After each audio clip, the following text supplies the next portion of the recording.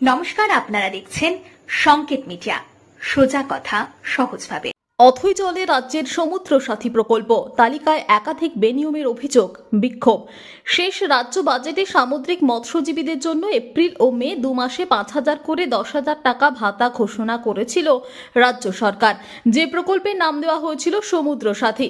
এই প্রকল্পে সামুদ্রিক মৎস্যজীবীদের তালিকা তৈরিতে বিস্তর বেনিয়মের অভিযোগে সরব হল মৎস্যজীবী সংগঠনগুলি। এরই মধ্যে গত 15 জুনের পর থেকে বন্ধ রয়েছে সমুদ্র সাথী পোর্টাল। ফলে আবেদন প্রক্রিয়াও পুরোপুরি বন্ধ। সব মিলিয়ে অথৈ জলে প্রকল্পটি এই টাকা এপ্রিল মে মাসে দেওয়ার কথা থাকলেও এখনো পর্যন্ত একজনও সামুদ্রিক মৎস্যজীবী এই ভাতা পাননি। কবে মিলবে এই ভাতা? সরকারি আধিকারিকরাও অন্ধকারে। হতাশ দক্ষিণ 24 পরগনার লক্ষাধিক সামুদ্রিক মৎস্যজীবী। প্রতি বছর 15 এপ্রিল থেকে 14 জুন সামুদ্রিক মাছ ধরার উপর নিষেধাজ্ঞা থাকে। এই 2 মাস বিকল্প কোনো কাজ না থাকায় সংকটে থাকেন প্রান্তিক সামুদ্রিক মৎস্যজীবীরা।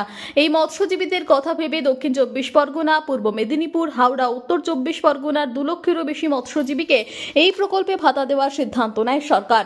এই প্রকল্পের জন্য দুয়ারে সরকার শিবিরে গিয়ে মৎস্যজীবী কার্ড তৈরি করতে বলা হয়। মৎস্যজীবী সংগঠনগুলির অভিযোগ, পঞ্চায়েতের দেওয়া মৎস্যজীবী শংসাপত্র নিয়ে এই কার্ড তৈরি করা হয়। ফলে বিস্তর বেনিয়ম ধরা পড়ে। প্রকৃত মৎস্যজীবীরা বঞ্চিত হয়। রাজনৈতিকভাবে মৎস্যজীবী কার্ড দেওয়া হয়, স্বজন পোষণ করা হয়। সামুদ্রিক মৎস্যজীবীদের এই কার্ডেও ব্যাপক গরমিল প্রকাশ্যে এসেছে। অনেকের মিষ্টি বা নোনা জলের মৎস্যজীবী কার্ড এসেছে, কিন্তু এই কার্ড থাকলে এই প্রকল্পে আবেদনই করা যাবে না। দুয়ারে সরকার শিবির থেকেই ভুল করা হচ্ছে বলে অভিযোগ মৎস্যজীবীদের।